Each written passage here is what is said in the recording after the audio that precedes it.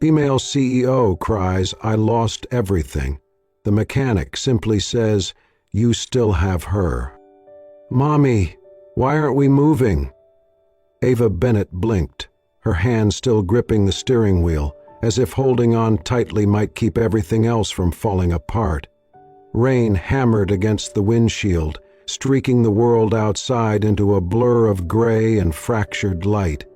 "The car's just taking a little break, sweetie," she said, forcing a smile into her voice. In the rear seat, Mia hugged her worn teddy bear closer, the soft toy's stitched smile tilted with concern. "Is it broken?" "Maybe just tired," Ava murmured. It had been the kind of day that felt like a test she never agreed to take. That morning, a boardroom filled with stony faces. A contract she'd spent months securing, torn apart by a hidden clause she hadn't seen coming.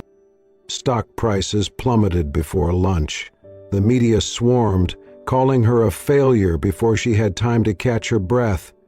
That afternoon, the sudden downpour in the parking lot, soaking her hair, her dress clinging to her skin. Now, her Mercedes, her last symbol of control, dead on the shoulder of an empty back road. It felt like the universe was checking boxes on her destruction list. She reached for her phone and dialed roadside assistance. "Operators are currently busy," the automated voice sang. She tried again, same result. A third attempt, the same cold answer. Ava let the phone slide into her lap. Her fingers trembled. Outside, the rain beat harder, seeping in through the edges of the window. Mia leaned forward, her small voice soft. "Are you crying?" Ava turned her face away. "Just rain, honey." Taking a breath, she unbuckled her seatbelt. "Stay here. Mommy's going to check the car." She stepped out into the downpour. Cold air wrapped around her instantly, her heels skidding on the slick asphalt. She popped the hood and stared at the tangle of metal and wires. She knew financial forecasts and hostile press cycles, but this? She closed the hood, the sound sharp in the rain. Moving to the rear, she pressed her shoulder against the trunk, straining to push the car farther from the lane. The rain plastered her dress to her legs, her shoes slipping with each shove. The car inched forward, stubborn as stone, her lungs burned. Why does it all have to happen today? A shadow appeared beside her. A firm, steady hand caught her elbow before she could lose her balance. "Easy there, ma'am, let me help." She turned, meeting the calm eyes of a tall man. Rain darkened his t-shirt, a smear of grease marking his forearm. Hair plastered to his forehead. From inside the car, Mia had lowered the window just enough to call out, "Are you a superhero? You look like one." A quick smile touched his mouth. "Just a mechanic, kiddo." Without another word, he shrugged off his heavy jacket and draped it over Ava's shoulders. The warmth startled her. He moved to the back of the car, bracing himself. "On 3, he said. 1, 2, 3. The car rolled into place with surprising ease under his strength. He popped the hood, leaning in with practiced efficiency. Within minutes, the engine roared back to life. Ava dug into her bag and pulled out a folded $100 bill. "Please?" "Take it," she said, her voice cracking. I lost everything today. My job, my dignity, and now my car." He glanced at the money, then at Mia in the back seat, watching him with wide eyes. Gently, he pushed Ava's hand back. "You still have her," he said quietly. "That's enough payment for today." The words landed heavier than the rain. She held his gaze, something in her chest loosening. "Thank you," she whispered. He nodded. "Drive safe. Keep the jacket until you're dry." As she slid behind the wheel, Mia grinned from the back seat. "Bye, Uncle Mechanic." In the mirror, Ava saw him standing in the rain, one hand lifted in farewell. The road ahead was still uncertain, but for the first time all day, it didn't feel quite so impossible. Ava's phone was glued to her ear, her free hand tapping impatiently against the kitchen counter. The apartment smelled faintly of burnt toast, a casualty of her distracted morning. She had been pacing between the sink and the window for nearly 20 minutes, trying to coax a wary supplier into staying with the company, despite the storm of bad press. "No, we're not shutting down," she said firmly into the phone, forcing conviction into her tone. "We're restructuring. You'll still get paid." She winced as the caller cut her off. "Yes, I understand your concerns. I just need a little more time." Behind her, Mia sat at the table, swinging her legs and watching her mother with the quiet concentration of a child who understands more than she should. On the chair beside her sat a small plastic container of chocolate chip cookies, the kind they bake together on weekends. She rummaged through the drawer for a marker and a scrap of paper. In clumsy, looping letters, she wrote, "Thank you." She added a smiley face, the marker squeaking faintly against the page. Ava hung up with a sigh, dropping the phone onto the counter. "Come on, Mia, we're going to be late." The school day passed in a blur for Ava, meetings stacked on top of one another, each one more exhausting than the last. By the time she drove to pick Mia up, the sun had already begun its slow descent, painting the edges of the clouds gold. She pulled up to the curb and scanned the crowd of children spilling out of the school gates. Mia wasn't there. The tightness in her chest was instant.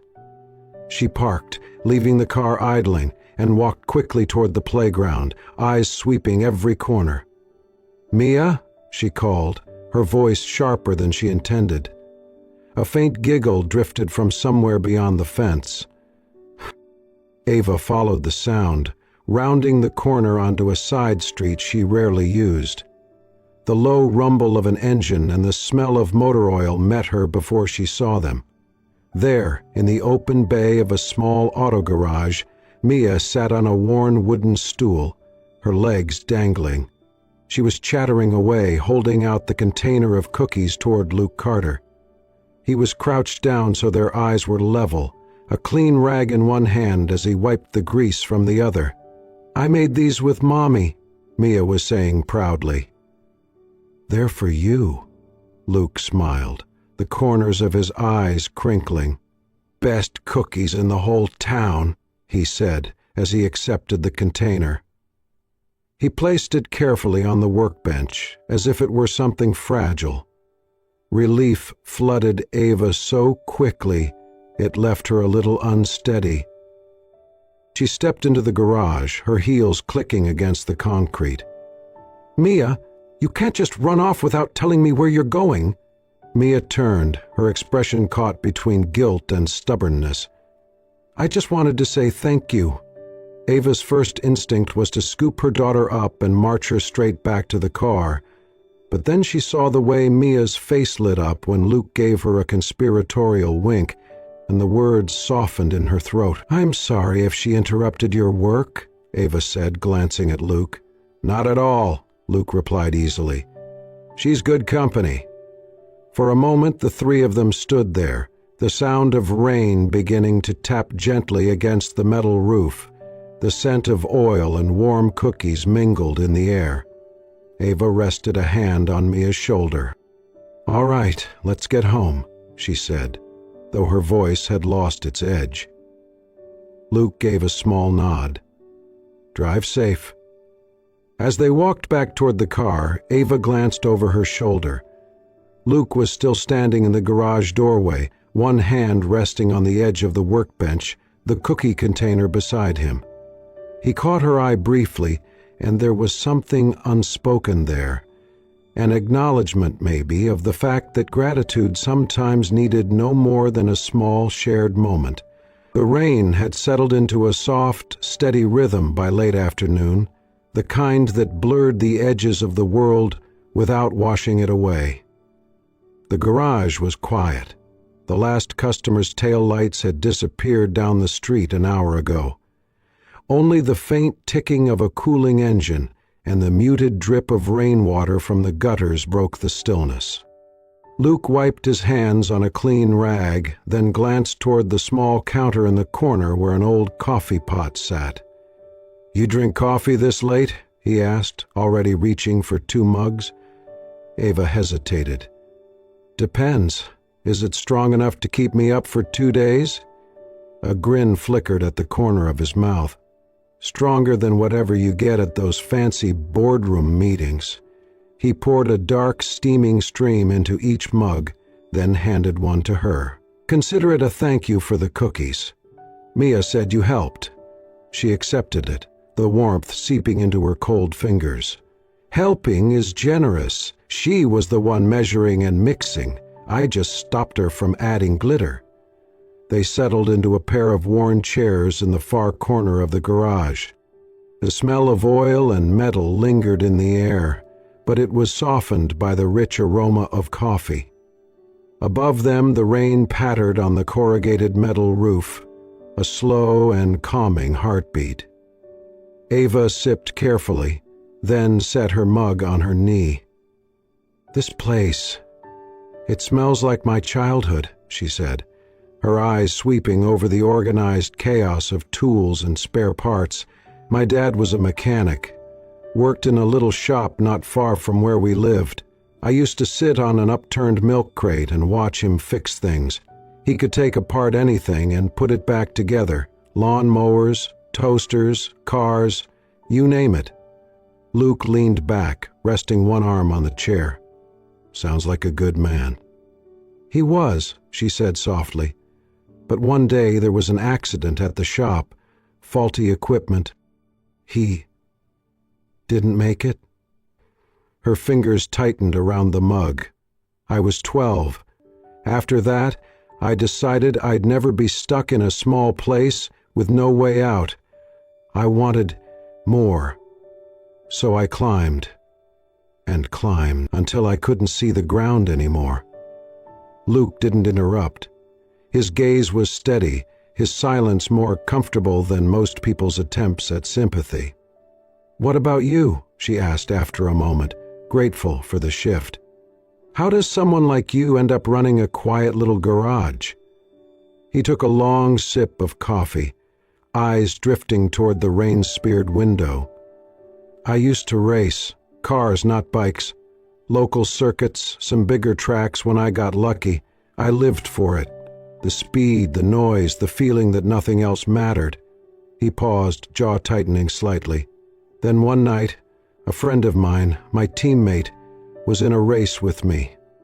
Something went wrong. Mechanical failure. He didn't make it out of the crash." Ava's breath caught. "I'm sorry." "Not your fault," Luke said, shaking his head. "After that, I couldn't go back. The track didn't feel the same without him, so I opened this place. Still fix cars, just at a pace that doesn't try to kill you." They sat in the quiet that followed, the rain filling the spaces between words. It wasn't an uncomfortable silence, more like two people resting in the knowledge that some losses didn't need to be explained. Ava glanced at him, studying the lines at the corners of his eyes, the faint grease stain he'd missed near his wrist. "It's strange," she said. "We've both lost people we thought would always be there." Luke met her gaze. "And we're both still here." She smiled faintly, a curve of her lips more honest than she'd allowed herself in weeks. "Maybe that's something. Maybe it's everything," he said. The rain kept falling. The coffee cooled between their hands, and for a little while neither of them was in a hurry to leave. The weeks that followed fell into a rhythm Ava hadn't expected, one where her route home occasionally happened to take her past Luke's garage. The first time, she had a legitimate reason, an oil change. The second, she told herself the car was making a faint noise she couldn't quite place. By the third visit, she had stopped pretending she was there only for the car. she would linger a little longer than necessary, leaning against the counter while Luke worked, watching the easy way his hands moved over metal and bolts. Luke didn't call her out on it. If he noticed that her vehicle hardly needed the attention she claimed it did, he didn't say. Instead, he'd greet her with a nod, wipe his hands on a rag, and offer her the same chipped mug of coffee he kept behind the counter. Sometimes it went the other way. Luke would show up at her building, his pickup parked out front, holding something Mia had left behind, a scarf, a notebook, once even a small toy car. She left it at the shop, he'd say, passing it over with a half smile. Once, when Ava mentioned her kitchen faucet had been leaking for weeks, he showed up the next evening with a toolbox and fixed it without charging her. Mia's bond with him grew even faster. She would bound into the living room after school, clutching a new drawing, colorful, wobbly portraits labeled in big letters, Mommy, me, and Uncle Luke. One had the three of them standing under a rainbow. Another showed a very tall Luke holding a wrench in one hand and a pizza in the other. It was Mia who suggested the pizza night. Ava had been buried under paperwork, her dinner plan amounting to cereal for the both of them, when Mia appeared at her desk. "Can Uncle Luke come with us to eat pizza?" she asked, her eyes wide in that way Ava found hard to refuse. So they ended up at a small pizzeria on the corner, the kind with red checkered tablecloths and the smell of garlic bread in the air. They slid into a booth, Mia between them, bouncing with excitement. When the pizza arrived, the cheese stretched in long strings, and the slices were far too big for Mia's small hands. Ava reached for the serving spatula, but Luke was already cutting one slice into neat, manageable squares. He pushed a plate in front of Mia, who grinned at him like he'd just performed a magic trick. "Thanks, Uncle Luke," she said, spearing a bite with her fork.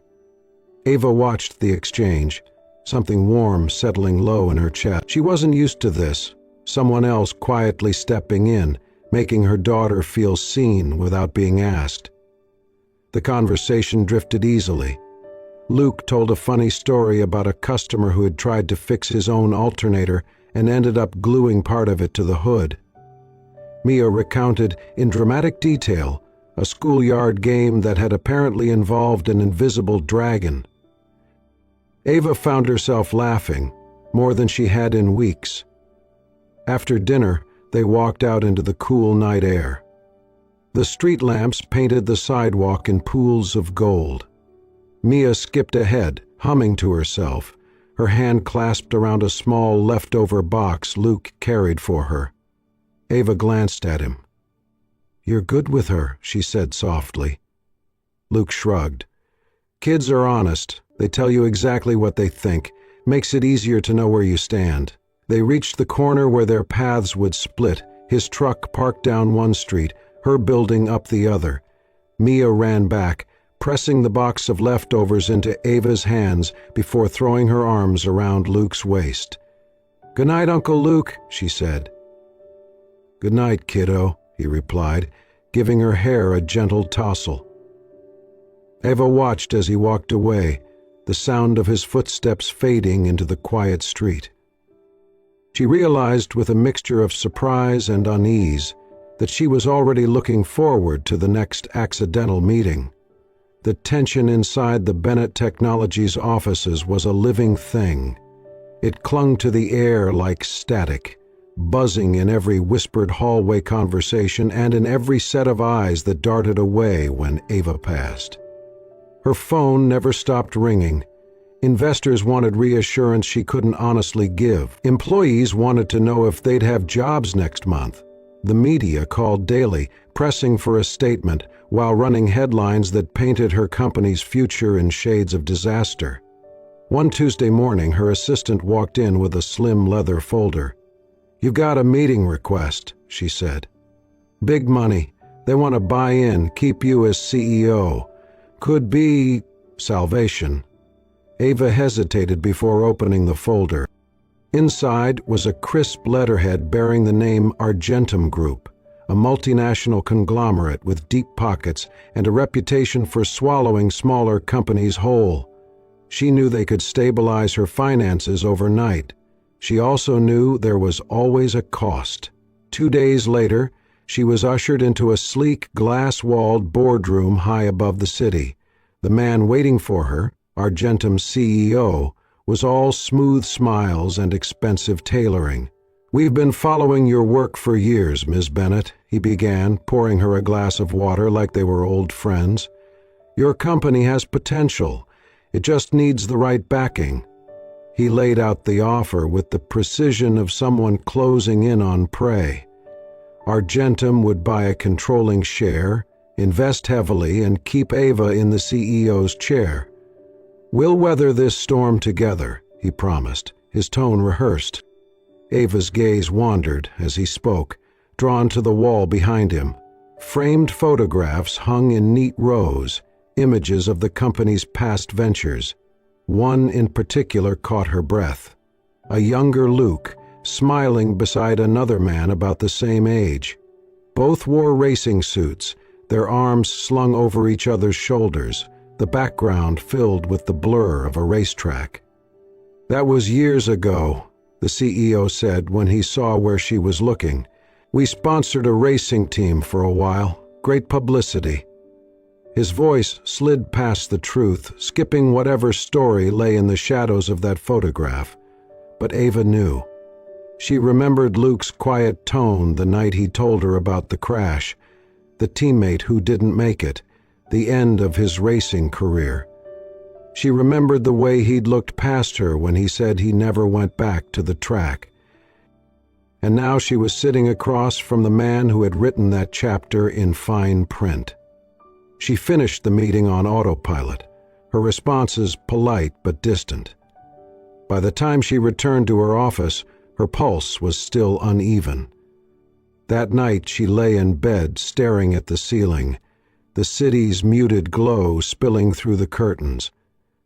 Every time she closed her eyes, she saw Luke's hands, grease-stained, steady, fixing her stalled car in the rain. She saw him cutting pizza for Mia, dropping by with things her daughter had left behind, showing up when she didn't ask but somehow needed it most. He had never once asked for anything in return.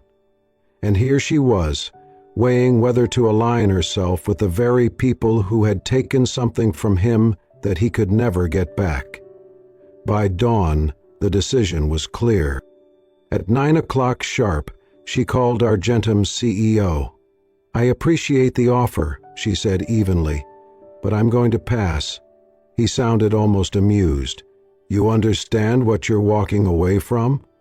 "I do," she said, "and I understand what I'd be walking into."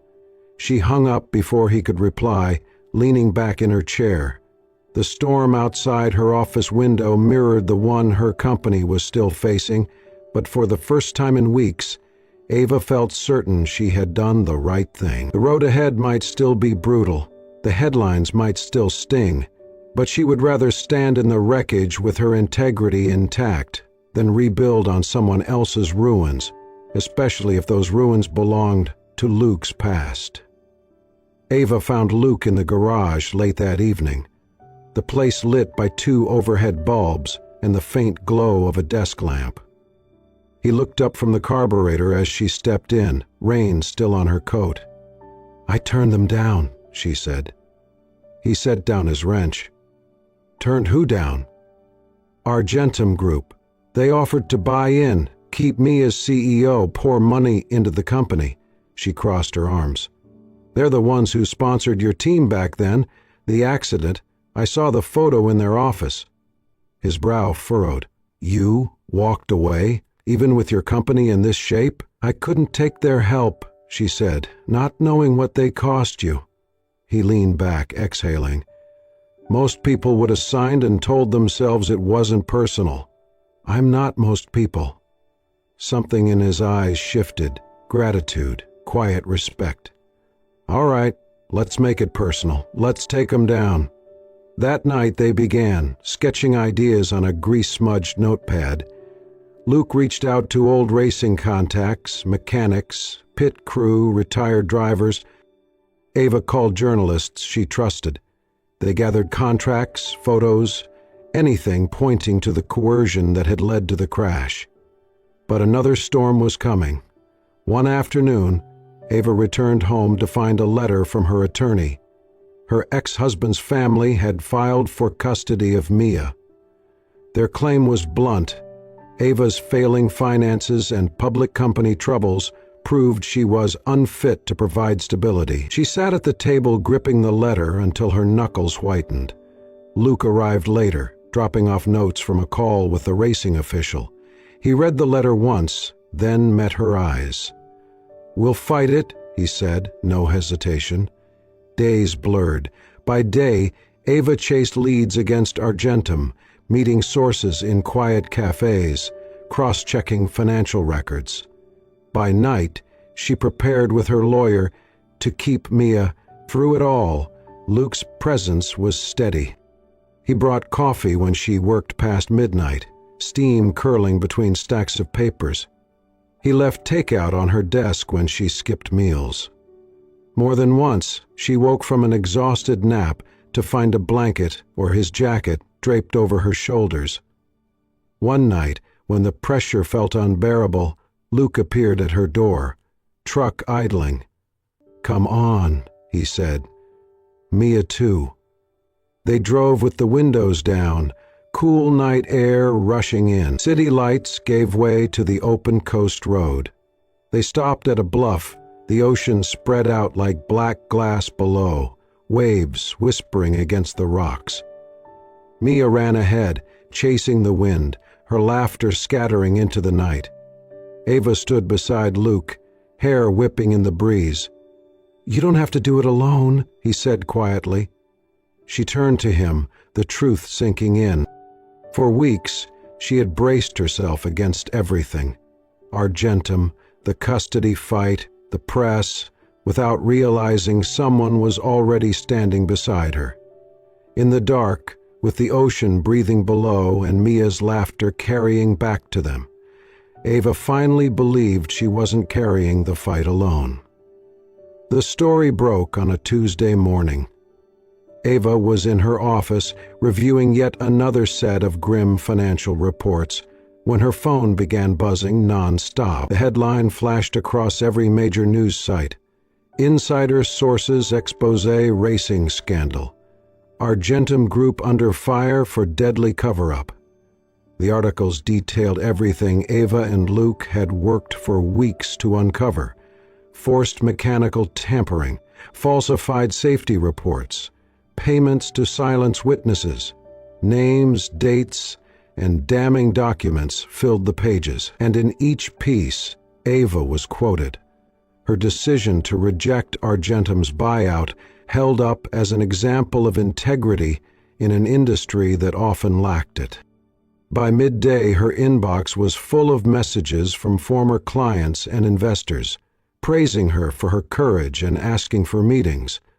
A major supplier she thought she'd lost forever called to reinstate their contract. The tide, for the first time in months, was turning in her favor. But one battle still remained. The custody hearing was set for the following week. Ava arrived at the courthouse in a navy dress, her hair pulled back in a simple knot. Mia clung to her hand before being led to a family waiting room. Across the aisle sat her ex-husband's parents, their faces tight with polite disdain. When it was Luke's turn to take the stand, Ava felt her breath catch. He sat straight, his voice steady as he spoke. He told the court about Ava's commitment to her daughter, about the mornings she rushed to make breakfast despite late nights at work, the way she sat through every school performance, the tenderness in how she listened when Mia spoke. "She doesn't just love her daughter," Luke said, his eyes never leaving Ava's. "She breathes for her." The room went still. Even the judge paused before nodding for him to step down. When the ruling came, it was decisive. Full custody remained with Ava. The petition from her former in-laws was dismissed. The relief that washed over her was so strong she had to sit, her hands covering her face for a moment, before she reached for Mia and held her tight. Outside the courthouse, Luke was waiting by the steps. Mia darted ahead to hug him, her laughter cutting through the late afternoon air. Ava followed more slowly, her gratitude unspoken but clear in her eyes. A week later, she stood before the Bennett Technologies Board of Directors. The company was stabilizing, new contracts signed, investor confidence on the rise. The board wanted her to remain CEO, to guide them through the full recovery. She smiled, but shook her head. "I'm proud of what we've built, but I've been living at a sprint for too long. I'm stepping down as CEO. I'll stay on as a consultant, but it's time I make space for the rest of my life." There was surprise, some protest, but also respect. By the end of the meeting, her decision was accepted. When she left the building that day, the city felt different. The weight she had carried for so long was gone, replaced by a quiet certainty. The fight was over. She had her company's reputation back, her daughter's future secured, and, though she hadn't yet put it into words, someone beside her who had proven again and again he wouldn't let her face the storms alone. The garage sat at the edge of a quiet two-lane road, the kind where the hum of passing cars came in soft, steady intervals. It wasn't big, 2 service bays, a roll-up door painted a fresh, deep blue, and above it, a hand-painted sign, Carter and Bennett Auto and Coffee. Luke had chuckled when Ava first suggested the name, but she'd stood in the dusty space before renovations, arms crossed, and said, "People should know it's both of ours." Now, weeks later, the scent of fresh paint lingered beneath the richer aroma of brewed coffee. One side of the shop belonged to Luke, tools lined in precise rows, every wrench and socket in its place, the floor swept clean after each job. The other side was a warm corner with mismatched armchairs, a sturdy espresso counter, and shelves stacked with jars of cookies Mia proudly helped bake on weekends. Mia had her own little corner too, an art nook tucked near the coffee counter with a low table, a basket of crayons, and a wall of drawings taped in cheerful clusters. At the center hung one of her earliest creations, me, Mommy, and Uncle Luke. The crayon colors were a little faded now, but the stick figure's smiles still radiated joy. The business had settled into a comfortable rhythm. Locals brought their cars in for oil changes or small repairs. Travelers stopped for coffee and a chat before getting back on the road. Ava worked the front counter, greeting customers, sliding lattes across to truckers and parents with strollers. Luke kept to the bays, but she often caught him glancing up when she laughed with a regular. Every so often she'd bring him a mug of coffee, setting it on his workbench without a word. He'd look up just enough to meet her eyes and give that quiet, almost shy smile that she had come to recognize as his way of saying thank you. One golden Friday afternoon, Luke's voice carried from the far end of the garage. "Hey, Ava, come here a sec." She wiped her hands on a towel and crossed the floor. In the sunlight streaming through the open bay door sat a car she hadn't seen in years. The pale blue Ford her father had driven, the chrome bumper polished to a mirror shine. She stopped in her tracks. "Luke, this is your dad's," he said, his voice steady. "Took some work to track it down, and more to get it back here in one piece. Figured you might want it." Ava stepped forward, her fingers grazing the smooth hood. Memories flooded in, sitting in the passenger seat as a girl, her father's deep voice explaining each sound the engine made. "You fixed it," she murmured. "Every bolt," Luke said. "Even found the same model radio it used to have." Her throat tightened. "Why would you do all this?" He gave a small shrug, glancing away. "Some things shouldn't be left to rust." She blinked against the sting in her eyes, then whispered, "I found my family." He didn't answer with words, but his expression said enough. That evening, the three of them sat together on the wide wooden step outside the garage. The workday was done, tools put away, the smell of oil replaced by the cooling scent of coffee grounds.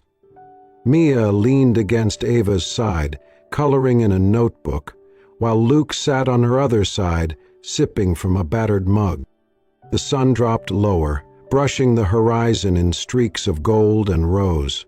From inside the garage came the faint metallic click of a screwdriver being set down, a sound that seemed to match the slow, steady heartbeat of the life they had built. Ava looked at the quiet road, the open fields beyond, and realized this wasn't the life she once imagined. No skyscrapers, no boardrooms, but it was solid, real, and warm. Luke's hand found hers, his touch steady and grounding. Mia looked up with a bright, unfiltered smile before returning to her drawing. In that moment, Ava knew she was exactly where she was meant to be. Home. And so, what began as a broken-down car on a rain-soaked road became the turning point in 3 lives. A reminder that sometimes losing everything clears the way to find what truly matters. Ava didn't just rebuild her career. She built a home filled with laughter, second chances, and love strong enough to weather any storm. If this story touched your heart, imagine how many more are waiting to be told. Subscribe to Soul-Stirring Stories and join us for more heartfelt journeys of resilience, love, and the beautiful ways life can surprise us. Your next story might just be the one that stays with you forever.